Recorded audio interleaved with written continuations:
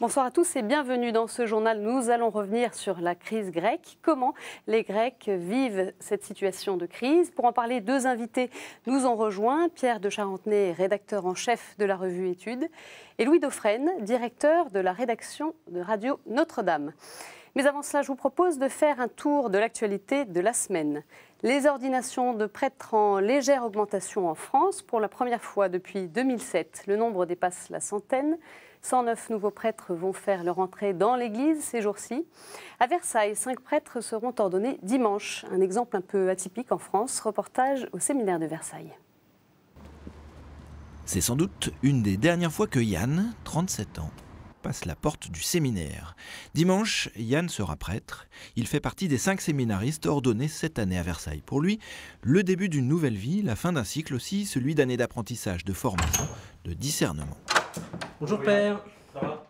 Le père Patrick Bonafé est supérieur du séminaire. C'est lui qui accueille les futurs prêtres. C'est aussi lui qui les accompagne pendant leur formation. Je me souviens du moment où on les accueille au début de leur formation, où on les connaît, où on voit se déployer leur charisme et on voit l'œuvre de Dieu en chacun. C'est très beau de voir au moment où ils sont présentés à l'ordination à l'évêque. Cette année, les diocèses français s'apprêtent à ordonner 109 prêtres. Un chiffre qui repasse pour la première fois depuis 2007 au-dessus de la barre symbolique des 100. Une année sans doute exceptionnelle. À Cahors, par exemple, il faut remonter à 1956 pour retrouver 4 nouveaux prêtres ordonnés. Avec 15 futurs prêtres, c'est le diocèse de Fréjus-Toulon qui comptera ce week-end le plus grand nombre d'ordinations, juste avant Metz. Et dans ce palmarès, Versailles est plutôt bien placé. Le séminaire a à peine 10 ans d'existence. Il a été créé sur le modèle parisien des maisonnées de 12 séminaristes vivant en communauté sur un système presque familial. Mais plus que la réussite d'une stratégie, à Versailles, on y voit une explication sociologique. Depuis 30 ans, il y a toujours eu des ordinations assez nombreuses, avec des années parfois un peu plus basses, mais des années parfois plus hautes. Je crois que c'est quand même lié beaucoup au type de famille que nous avons dans le diocèse. Des familles, surtout dans certains endroits du diocèse comme Versailles ou aux environs, qui sont quand même des familles très pratiquantes, extrêmement attentives à l'éducation de leurs enfants, à la conviction de foi à transmettre à leurs enfants, et à faire que leurs enfants aussi réfléchissent à ce qu'ils veulent faire de leur vie, au sens qu'ils veulent lui donner. En France, on entre au séminaire à 27 ans en moyenne. Les futurs prêtres ont souvent fait des études supérieures et avant de franchir le pas, la plupart ont travaillé. L'Église attache aujourd'hui de l'importance au discernement. Reste que près d'un séminariste sur 2 abandonnera avant l'ordination. Et KTO vous propose de vivre en direct samedi l'ordination de 4 prêtres depuis la cathédrale Notre-Dame de Paris à partir de 9h30. Quel rôle les valeurs religieuses peuvent-elles jouer dans un monde en crise économique? C'est le thème des travaux de l'Assemblée interparlementaire orthodoxe, réunie depuis mardi au Collège des Bernardins à Paris. Cette institution créée en 1993 pour promouvoir l'orthodoxie regroupe des parlementaires du monde entier. Cette année, une attention particulière a été portée à la crise grecque. Comment l'Église orthodoxe soutient la population de ce pays? Nous avons posé la question à Anastasios Nerantzis, député du Parlement grec.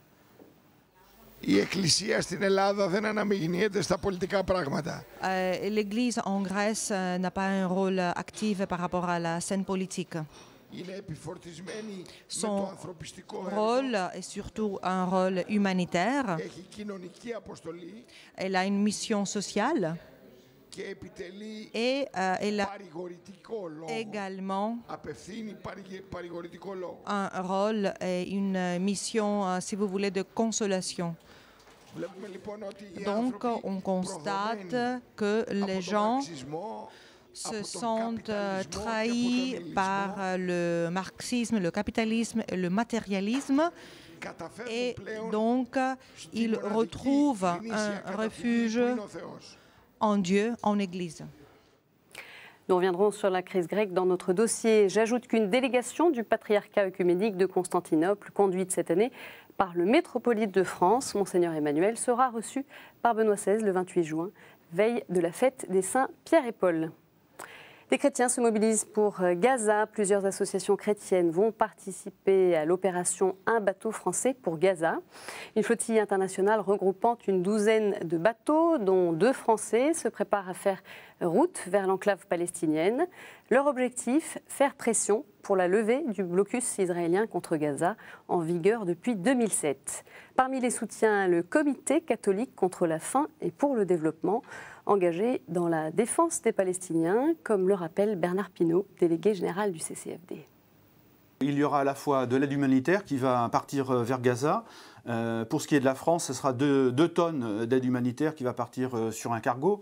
Mais la dimension est d'abord politique, c'est-à-dire il s'agit de demander à nos dirigeants de faire pression sur Israël pour la levée de ce blocus, une levée sans condition et le respect à travers ça du droit international.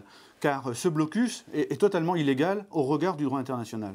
4 évêques français et 4 pasteurs viennent de lancer un appel aux chrétiens à se joindre à l'initiative « Un bateau français pour Gaza ». En effet, ils dénoncent eux aussi la situation et ils appellent les chrétiens à se sensibiliser sur cette question et à prier à la fois pour la flottille et pour le peuple gazaoui. La révolte syrienne inquiète des responsables chrétiens du pays et de la région. Dans une interview accordée à l'agence catholique italienne CIR, Monseigneur Grégorios Elias-Tabé, archevêque de Damas des Syriens, craint des effets négatifs pour les chrétiens en cas de renversement de Bachar al-Assad. Une inquiétude partagée par le patriarche maronite Béchar Haraï. 40 000 maronites vivent en Syrie. Le patriarche Haraï privilégie une transition démocratique plutôt qu'un changement de régime. David Milia l'a joint par téléphone hier à Rome. Nous sommes avec une Syrie unie, avec une Syrie démocratique, avec une Syrie où tous les droits de l'homme sont respectés, les libertés aussi. Le régime actuel est un régime dont les chrétiens se trouvent en sécurité. Il y a des menaces contre les chrétiens qu'on lit un peu partout. Alors ils disent, maintenant que votre protecteur s'en va, cherchez de fuir ce pays.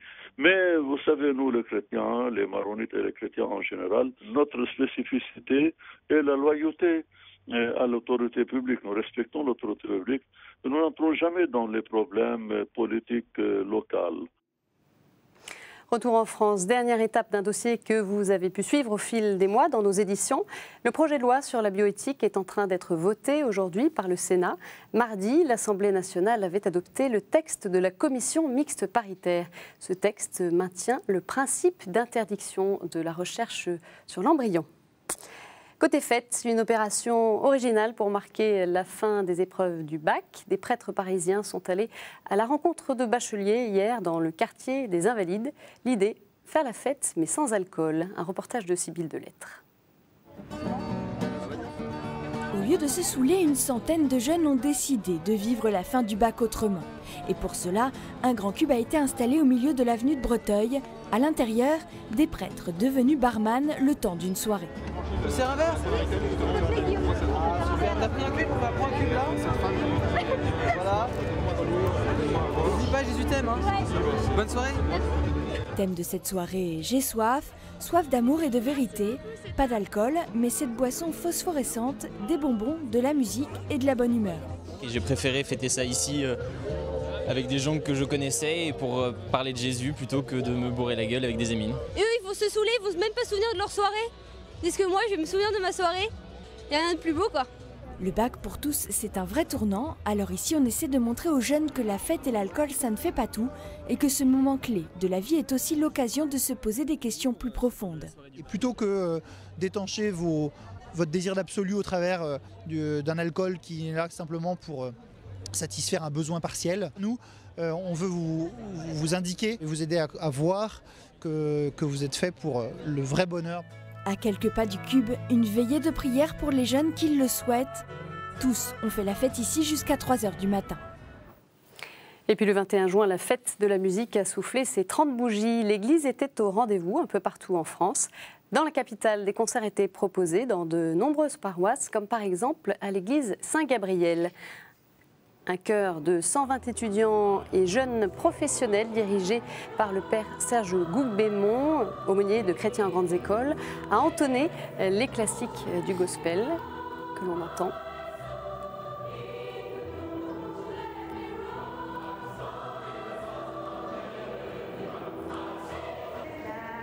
Et puis à l'église Notre-Dame de la Croix de Ménilmontant, autre ambiance, un concert interactif avec le public qui a chanté et dansé sur des chants bulgares, maoris ou encore brésiliens. Une nouvelle bienheureuse française, l'ambiance était festive dans les arènes de Dax dimanche pour la béatification de sœur Marguerite Rutan. Cette fille de la charité de Saint-Vincent-de-Paul fut guillotinée en 1794 alors qu'elle était directrice de l'hôpital de Dax.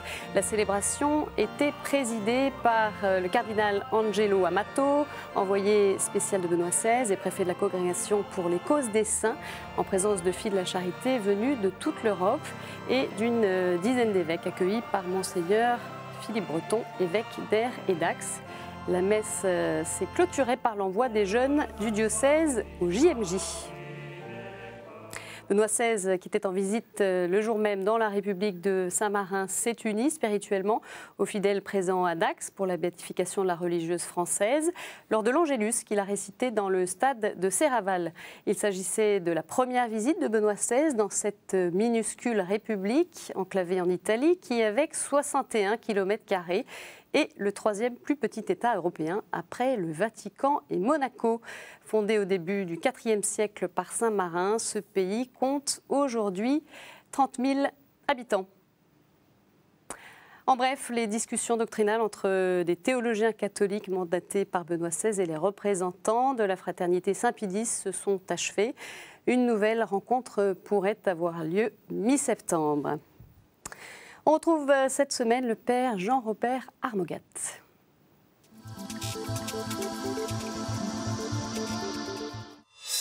La violence scolaire augmente en quantité et surtout en gravité. La mort d'une collégienne dans l'Hérault est là pour nous le rappeler.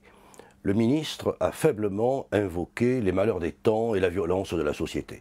Son analyse manque de profondeur et même de pertinence.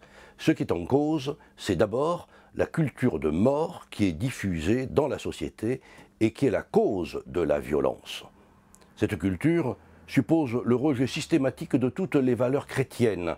On oublie que les béatitudes ne sont pas seulement destinées aux fidèles d'une Église, mais qu'il s'agit de la charte de l'humanité. Et les bribes d'enseignement moral qu'on va essayer d'inculquer à l'école primaire avec le chant de la Marseillaise ne vont certainement pas résoudre le problème.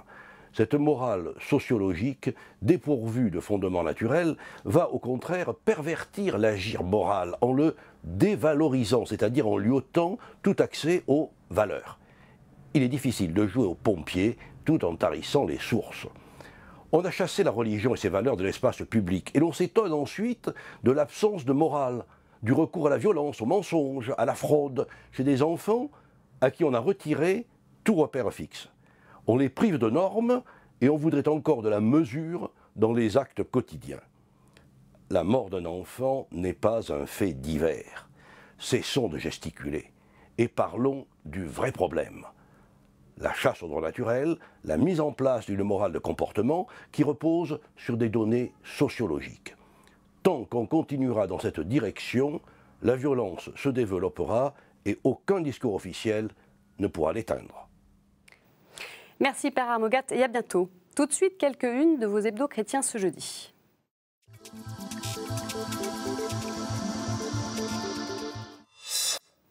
Abondance ou sobriété, les chrétiens ont choisi selon Pèlerin. Crise économique, énergie rare. Face à ces défis, les uns parient sur la croissance, les autres en appellent à la sobriété au nom du respect de l'environnement et de l'avenir de l'humanité. Le sursaut citoyen titre La Vie qui s'intéresse au rôle de la jeunesse européenne face aux inégalités sociales. Partout en Europe, ils s'indignent. Peuvent-ils tout changer, se demande l'hebdomadaire. Le management peut-il aider l'Église? C'est le thème de l'enquête menée par Famille Chrétienne cette semaine avec une interview de Jean-Luc Joly, ancien DRH à la SNCF et accompagnateur auprès de prêtres du diocèse de Metz. Enfin, l'hebdomadaire protestant Réforme revient, lui, sur le débat autour de la légalisation du cannabis. Comment des responsables protestants réagissent-ils avec le point de vue notamment d'un spécialiste dictologie aux Pays-Bas? Voilà pour ce tour d'horizon de la presse chrétienne cette semaine. On passe à présent à notre dossier.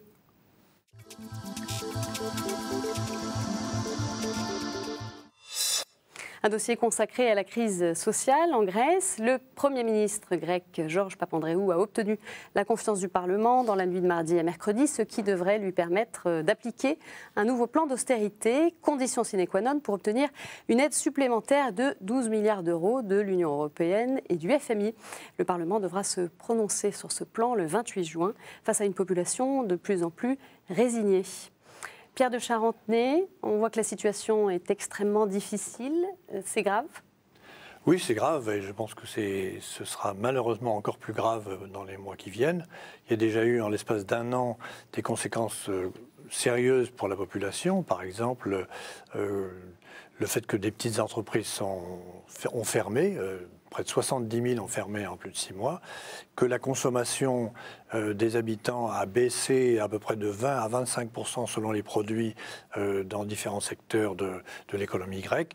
Donc c'est une espèce de ralentissement de l'économie et donc d'une certaine manière un appauvrissement de la population qui voit beaucoup de choses de première nécessité augmenter. Le prix du ticket de métro passe de 1 euro à 1,40 € en l'espace de quelques jours. Pour des gens qui prennent le métro tous les jours et qui ont des finances qui n'augmentent pas, c'est évidemment une ponction importante dans leur budget. Donc c'est terrible et en même temps, ce sera encore plus difficile pour la population puisque les mesures d'austérité vont être plus grandes. Louis Dauphren, ces Grecs, ils vivent comment cette austérité? Ils la subissent? Ils sont dans la rue aussi? J'étais atterré de voir que des Grecs pensaient devoir aller en Moldavie pour trouver du travail, pouvoir survivre. Quand on sait l'état de la Moldavie qui est présenté comme l'un des pays les plus pauvres, si ce n'est le plus pauvre de l'espace, non pas européen, mais enfin du continent européen, on peut effectivement se demander dans quel état il se trouve. La Grèce n'est pas un pays que je connais bien, mais je pense que le père Armogat a assez bien résumé la situation sur la morale de comportement et sur l'absence de repères. Parce que cette situation est quand même liée, d'abord, je crois, autant que je sache, mais le père de Charentenay pourra certainement nous apporter des éclaircissements, à la corruption, à la fraude, au principe que l'Union européenne a laissé se développer en Grèce une situation absolument inacceptable qui est de vivre en fait à crédit, vivre des subventions.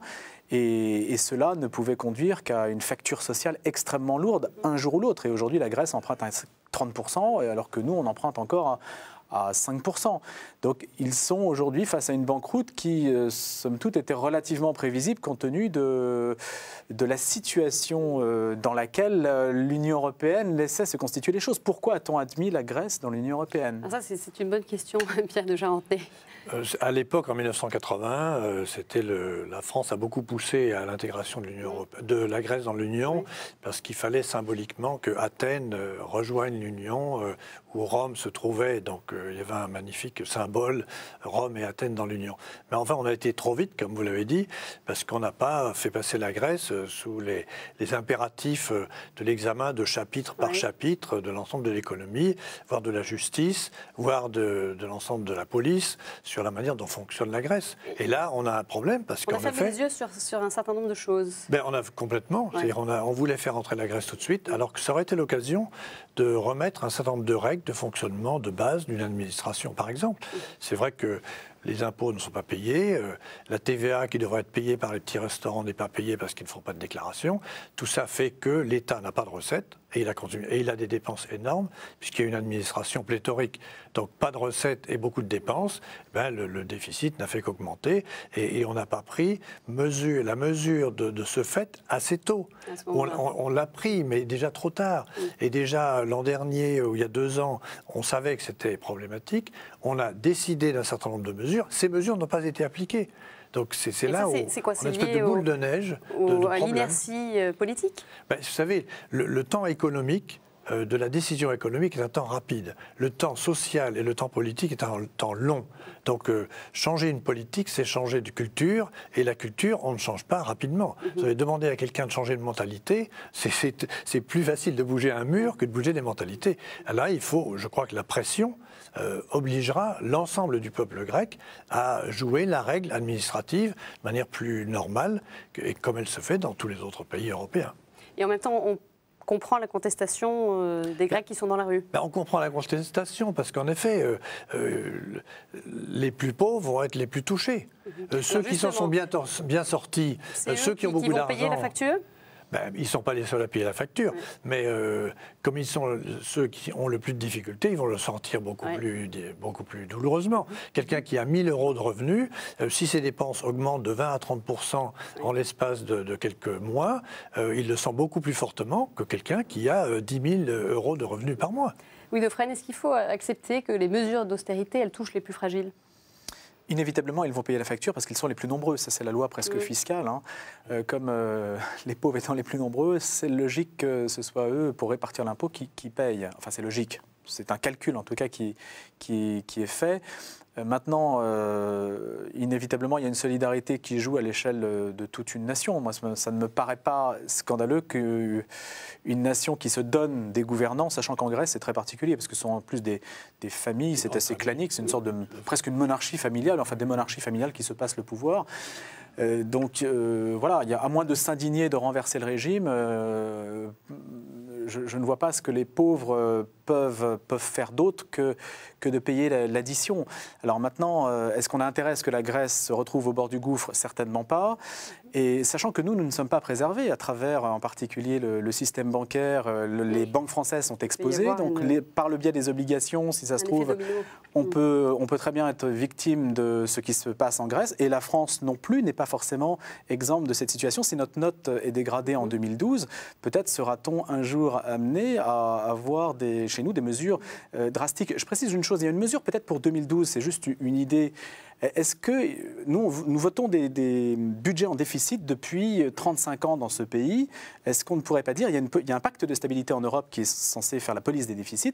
Est-ce que voter un budget en déficit, c'est une chose normale? Est-ce que même pour un chrétien, d'ailleurs, c'est une question qu'on pourrait se poser, voter un budget en déficit, est-ce que c'est quelque chose de normal? On revient à la situation grecque. Pierre de Charentenay, il y aura une précarisation plus forte pour les plus fragiles ou pas? C'est probable, c'est probable. C'est problématique parce que c'est, par exemple, les personnes âgées qui vont souffrir les premières. De quelle façon, en fait? Notamment le remboursement de médicaments. Ces médicaments ne sont plus remboursés 100%, peut-être 50%. Ça veut dire que ceux qui n'ont aucun moyen auront leurs médicaments pendant 15 jours, et puis après, il faudra qu'ils s'en passent. Donc ça, c'est quand même pas acceptable, et en même temps, c'est ce qui risque de se passer. Et en fait, moi, ce que je souhaiterais, c'est que les mesures économiques contre la Grèce soient pas trop dures tout de suite. Il faut quand même un peu les allonger pour que les gens aient le temps de s'adapter à une situation difficile. Parce que justement, l'austérité, elle peut rimer avec une justice sociale, la préoccupation sociale. Bien sûr, dans le sens où... C'est possible, à quelles conditions alors? Par exemple, que l'impôt, qui frappe tout le monde, frappe d'abord ceux qui ont beaucoup d'argent en premier, et en général, l'ensemble des gens qui ont très peu de revenus ne payent pratiquement pas d'impôt, c'est ce qui se passe en France. Donc la répartition de l'impôt, elle doit jouer, mais elle doit être appliquée. Et le problème, c'est ça, c'est qu'en Grèce, elle n'est pas appliquée. Tel médecin qui gagne 50 000 € par an va déclarer 10 000 €. Donc il y a un problème de la déclaration des impôts pour les plus riches aussi. Donc c'est ça, il faudrait peut-être faire attention à tous ces faits-là. Des tas de questions de fond à remettre en question. Oui, alors quel est votre point de vue là-dessus? Je crois savoir que l'Église en Grèce, mais le père de Charentenay pourra certainement nous renseigner aussi, est assez opulente et ne paie pas l'impôt. C'est vrai. L'Église orthodoxe est très riche et ne paye pas d'impôt. Elle a une carte, elle a une carte sociale à jouer là. On l'entendait un peu à travers la voix de ce parlementaire grec. Exactement. C'est l'occasion de montrer que l'Église, dans les situations, et par le passé ça a été le cas en Occident, dans les situations les plus délicates, seule l'Église, dans un geste désintéressé, reste, somme toute, le socle de la société quand tout est perdu par ailleurs. Et là, je crois qu'elle pourrait vraiment, parce que l'Église orthodoxe est riche de grandes propriétés, et elle pourrait faire un geste... Donner certaines propriétés. Peut-être pas donner, mais par exemple accepter de payer des impôts sur un certain nombre de choses, les forêts qu'elle peut avoir ici ou là, au moins qu'elle participe. Et c'est vrai qu'en Grèce, j'étais il n'y a pas longtemps, on ne l'entend pas. Donc elle ne sent pas qu'elle a une préoccupation sociale très forte vis-à-vis de cette crise. C'est un véritable problème. En revanche, l'Église catholique, elle peut dire quelque chose, mais elle est toute petite. Les catholiques, c'est 0,5% de la population. Donc 50 000 catholiques en Grèce. Donc c'est vraiment très petit. Donc c'est l'Église orthodoxe qui occupe tout le terrain, à la fois médiatique et culturel.